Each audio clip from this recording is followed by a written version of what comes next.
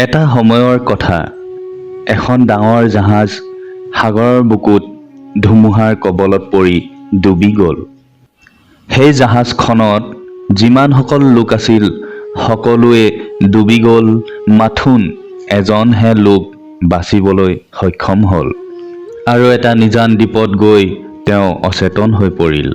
ৰাতিপুৱা হ'ল আৰু তেওঁ চেতনা ঘূৰাই পালে আৰু দেখা পালে যে এটা বিশাল দ্বীপত তেওঁ অকলে আছে আৰু দূৰ দূৰণিলৈ কোনো নাই। তেওঁ ওপৰলৈ ভগৱানৰ ফালে চাই প্ৰাৰ্থনা কৰিব ধৰিলে যে মোক সহায় কৰক। এই নিজান দ্বীপটোত কোনোবা নহয় কোনোবাক মোক বচাবলৈ পঠিয়াই দিয়ক ভগৱান। কিন্তু কোনেও তাতে তাক সহায় কৰিবলৈ নাহিল। এনেকৈয়ে দিন গৈ থাকিল আৰু তেওঁ সদায় এনেকৈয়ে ভগৱানক প্ৰাৰ্থনা কৰিয়েই থাকিল। কিন্তু কিছু দিনৰ পিছত তেওঁ ভগৱানক প্ৰাৰ্থনা কৰিবলৈ এৰি দিলে। তেওঁ ধৈৰ্য শক্তি হেৰুৱাই দিলে। আৰু তাৰ পিছত তেওঁ কিছুমান কাঠ যোগাৰ কৰিলে আৰু এটা সৰু টেণ্ট বনালে আৰু কিছুমান নাৰিকল ছিঙি গোটাই ল'লে আৰু মাছ চিকাৰ কৰিবলৈ আৰম্ভ কৰিলে। এনেকৈয়ে 15-20 দিন পাৰ হোৱাৰ পিছত তেওঁ সম্পূৰ্ণভাৱে মনৰ আশা হেৰুৱাই দিছিল যে তাৰ পৰা তেওঁ ওলাই আহিব পাৰিব। সেইবাবে তেওঁ 15-20 দিন কঠিন পৰিশ্ৰম কৰি এটা কাঠৰ ঘৰ বনাই ল'লে। আৰু যেতিয়া এদিন তেওঁ নাৰিকল ছিঙিবলৈ গৈছিল, তেতিয়া তেওঁ বনোৱা ঘৰটোত জুই লাগি গ'ল আৰু সেই ঘৰটো সম্পূৰ্ণৰূপে জ্বলি ছাই হৈ গ'ল। তেতিয়া তেওঁ ভগৱানৰ ফালে চাই ক'বলৈ ধৰিলে, হে ভগৱান, যেতিয়া মই আপোনাক সহায় বিচাৰিছিলোঁ তেতিয়াতো আপুনি মোক অলপো সহায় নকৰিলে। আৰু যেতিয়া মই নিজৰ বাবে এটা থাকিবলৈ ঘৰ বনাই লৈছিলোঁ, তাকো আপুনি জ্বলাই পেলালে। কিয় কৰিছে মোৰ লগত এনেকুৱা? এইদৰে তেওঁ গোটেই ৰাতিটো ভগৱানক প্ৰশ্ন কৰি থাকিল আৰু তাতেই শুই পৰিল। আৰু যেতিয়া তেওঁ ৰাতিপুৱা উঠিলে, তেওঁ আইলেণ্ডৰ পাৰত দেখা পালে যে এখন বিশাল জাহাজ আহি তেওঁৰ ওচৰত ৰৈ আছেহি। তেওঁ জাহাজখন দেখি বহুত আনন্দ পালে আৰু তৎক্ষণাত তাত উঠি গ'ল।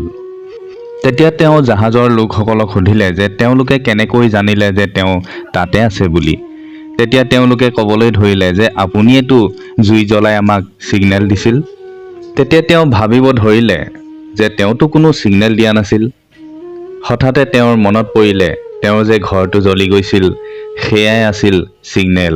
যিটো ঘৰ তেওঁ বনাইছিল বহু কষ্ট কৰি আৰু হঠাৎ তেওঁ নোহোৱাত জ্বলি গৈছিল, তাৰেই ধোঁৱা আকাশত গৈছিল আৰু সেই জাহাজৰ লোকসকলে দেখা পাই তেওঁ ছিগনেল দিয়া বুলি ভাবি তালৈ আহিছিল।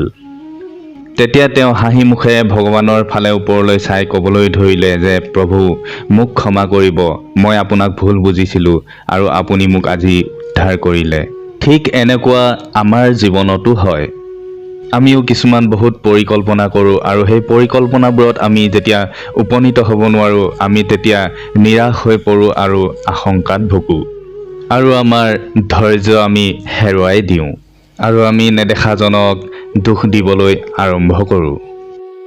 কিন্তু আপুনি অনুমানো কৰিব নোৱাৰে যে আপোনাৰ বাবে তেওঁ কি ভাবি থৈছে।